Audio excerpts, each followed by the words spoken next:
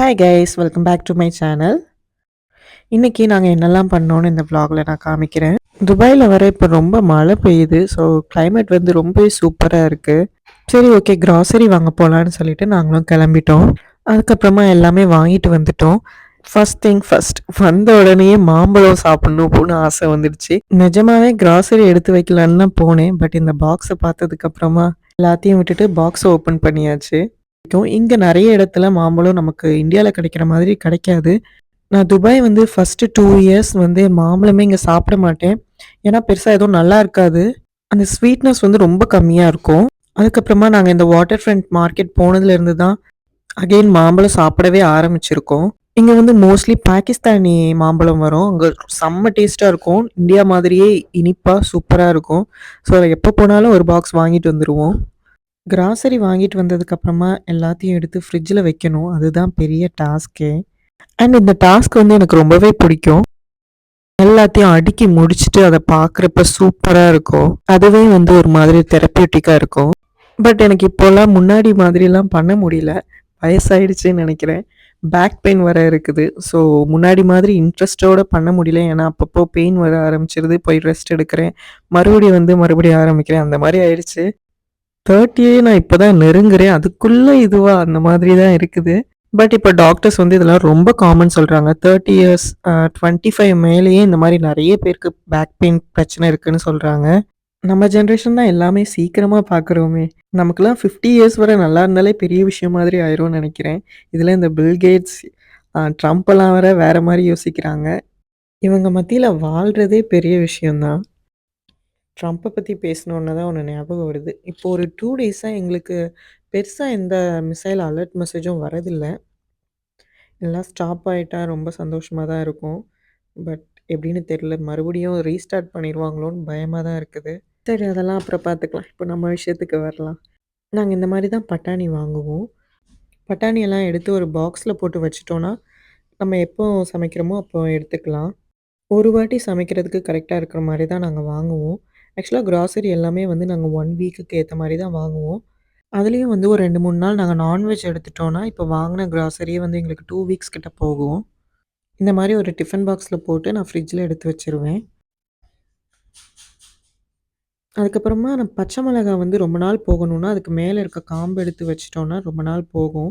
இது எல்லாருக்குமே தெரிஞ்ச ஹேக் தான். வீட்ல கூட இந்த மாரி தான் பண்ணுவாங்க. இதுக்கப்புறமா மத்த வெஜ்ஜீஸ்லாம் வந்து நான் ஒரு ஜிப்லாக் கவர்ல போட்டு ஃப்ரிட்ஜ்ல எடுத்து வச்சுருவேன். வெண்டைக்காய், பீன்ஸ், கேரட், அவரைக்காய், கோவக்காய் அது எல்லாமே. ஃபர்ஸ்ட் எல்லாமே வாஷ் பண்ணிட்டு, அதுக்கப்புறமா நல்லா அத தொடச்சிட்டு, அதுக்கப்புறமா ஒரு ஜிப்லாக்ல எடுத்து வைப்பேன். ஏன்னா, தண்ணியோட வச்சிடக்கூடாது. கெட்டு போயிரும் சீக்கிரமா. வாஷ் பண்றப்பவே வந்து நெறைய டர்ட்லாம் வரும். அதெல்லாமே நல்லா கிளீன் பண்ணி எடுத்துட்டு, அதுக்கப்புறமா அத நல்லா தொடைக்கணும். டிஷ்யூ பேப்பர் வச்சு நல்லா தொடச்சுட்டு, அதுக்கப்புறமா ஒரு ஜிப்லாக் கவர்ல எடுத்து வச்சுட்டோம்னா, ரொம்ப நாள் எதுவுமே ஆகாது. அப்படியே நல்லாருக்கும் ஃப்ரெஷ்ஷா. ஃபர்ஸ்ட்டு கொஞ்ச நாள் இந்த ரெயின் வரப்ப வந்து ரொம்ப ஜாலியா இருக்கும். ஏன்னா வந்து இங்க வரதே ரொம்ப ரேர்ல. அதனால பார்த்தா ரொம்ப எக்ஸைட்மெண்ட்டா இருக்கும். பட் போக போக கன்டினியூஸா மழை பெஞ்சுட்டே இருந்துச்சுன்னா, லைட்டா பயம் வந்துரும். ஏன்னா ஃப்ளட் ஏதாச்சும் வந்துருமோன்னு.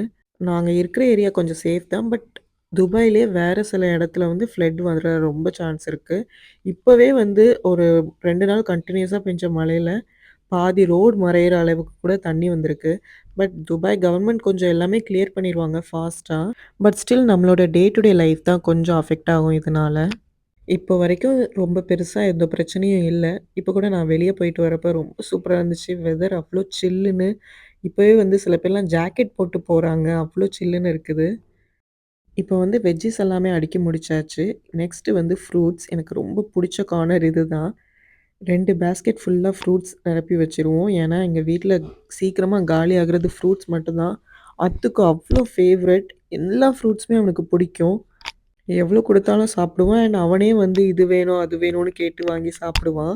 சின்ன வயசுல இருந்தே அவனுக்கு ஃப்ரூட்ஸ்னா வந்து ரொம்ப பிடிக்கும். இது எனக்கு கொஞ்சம் நல்ல விஷயம் தான். ஏன்னா, கஷ்டப்பட்டு குடுக்கணும்னு அவசியம் இல்ல. குடுத்தா அவன் பாட்டுக்கு சாப்பிட்டுட்டு இருப்பான். எங்க வீட்லயே வந்து புடிச்ச கார்னர்ன்னு என்ன கேட்டீங்கன்னா, இத தான் சொல்லுவேன். இத்தன ஃப்ரூட்ஸும் வந்து ஒரு 1 வீக் கரெக்ட்டா போகும்.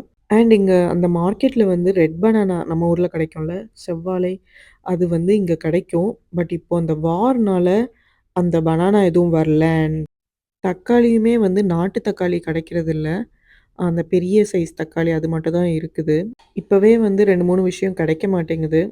இன்னும் கொஞ்ச நாள்ல எல்லாமே சரியாயி, பேக் டூ நார்மல் ஆகும்னு தான் வெயிட் பண்ணிட்டுருக்கிறேன். கண்டிப்பா சரியாயிரும்னு நம்புவோம். இதெல்லாம் எடுத்து வைக்கவே வந்து ஈவினிங் ஆயிடுச்சு. ஈவினிங் மேல லைட்டா கிளீன் பண்ணிட்டு, ஒரு கேண்டில் மட்டும் ஏத்தி வச்சிருந்தேன். இது வந்து இன்ஸ்டன்ட்டா நம்ம மூட சேஞ்ச் பண்ணும்.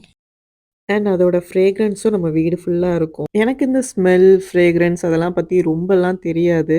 சில பேருக்கு அதுவே ரொம்ப இன்ட்ரெஸ்ட்டா இருக்கும்ல. அப்படிதான் வந்து சுதர்ஷனுக்கு ரொம்ப ஸ்மெல்னா அவங்களுக்கு கரெக்ட்டா எந்த ஸ்மெல்னாலும் கண்டுபிடிச்சுருவாங்க. நான் எப்படின்னா, ஒரு கரிஞ்ச ஸ்மெல் வந்தா கூட அது எனக்கு லேட்டா தான் வரும். அது என்னன்னு கண்டே பிடிச்சிட மாட்டேன். பட் எனக்கு வந்து வீடு வந்து ஒரு நல்ல ஸ்மெல்ல இருக்கணும். அந்த மாரி ஒரு தாட் வர ஆரம்பிச்சுருச்சு. நான் வந்து நெறைய பக்கூர் வாங்கி வச்சிருக்கேன். அது இங்க உள்ள சாம்பிராணி மாதிரி. அண்ட் ஃப்ரேக்ரன்ஸ் இருக்கிற கேண்டில்லாம் நெறைய வாங்கி வச்சிருக்கேன். அதுக்கப்புறம் ஈவினிங் வந்து லைட்டா மழை கம்மியாச்சு. நான் உடனே கூப்பர வந்து வாக்கிங் கூட்டு போயிட்டேன். அவனுக்கு புடிச்ச விஷயமே இது ஒண்ணு தான். வாக்கிங் போலாமான்னு கேட்ட உடனேயே வால்லாம் வந்து ஃபுல் ஸ்விங்ல தான் இருக்கும். ஸோ இந்த பிரேக் வந்து அவனுக்கு மட்டும் இல்ல, எனக்கும் தேவையா இருந்துச்சு. குட்டி வாக் போயிட்டு அதுக்கப்புறமா வீட்டுக்கு வந்துட்டோம். இன்னொரு வீடியோல மீட் பண்ணலாம். Until then by.